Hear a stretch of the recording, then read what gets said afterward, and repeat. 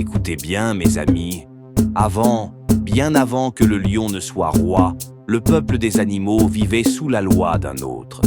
Ce roi s'appelait Dankélé, le grand buffle noir de la savane. Il régnait sans pitié, sans foi, ni loi. Et même le vent tremblait à son passage.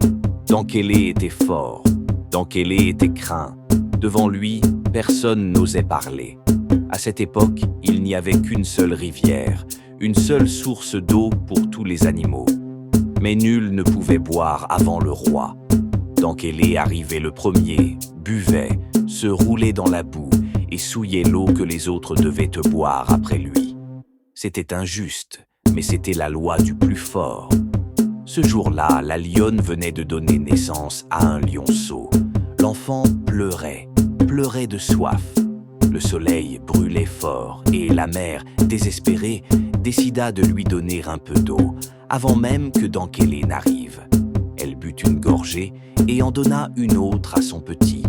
Puis, le roi Dankélé arriva, escorté de sa cour. Les griots chantaient à sa gloire. Ô Dankélé, grand buffle de la savane, plus grand que Sundiata le grand, plus grand que Damonzon le grand, plus grand qu'Alexandre le grand. Mais à peine posa-t-il ses yeux sur la rivière, il vit que quelqu'un avait osé boire avant lui. Son regard s'assombrit, sa colère monta comme l'orage. Qui a osé boire avant moi? Si vous ne me le dites pas, vous mourrez tous.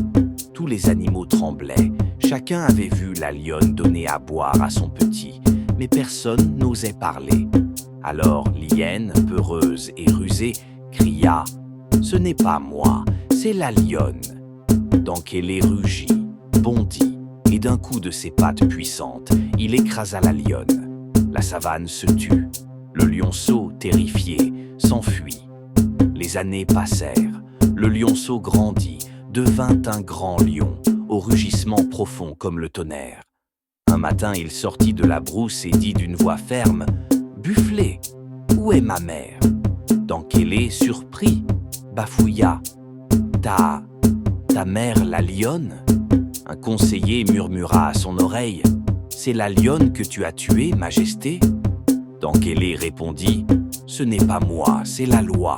La loi, c'est la loi. » Le lion répliqua d'une voix ferme « Une loi qui ne s'applique qu'aux plus faibles n'est pas une loi juste. » Et dans un rugissement de foudre, le lion se jeta sur le buffle. La terre trembla, la poussière s'éleva, les tambours du ciel résonnèrent. Dankélé tomba et le peuple fut libre. Les animaux s'agenouillèrent devant le lion. L'éléphant leva sa trompe, l'aigle tourna dans le ciel et le griot chanta « Louange au lion, le juste, le fort, le roi au cœur droit. » Depuis ce jour, le lion est devenu roi des animaux. Mes amis, écoutez cette parole ancienne. La force sans justice est tyrannie. Mais la justice, même sans force, finit toujours par triompher. Le vrai roi n'est pas celui qui domine, mais celui qui protège. Ainsi s'achève le conte du lion et du buffle, l'histoire de la naissance d'un roi juste. Que vos cœurs soient droits et vos actes justes.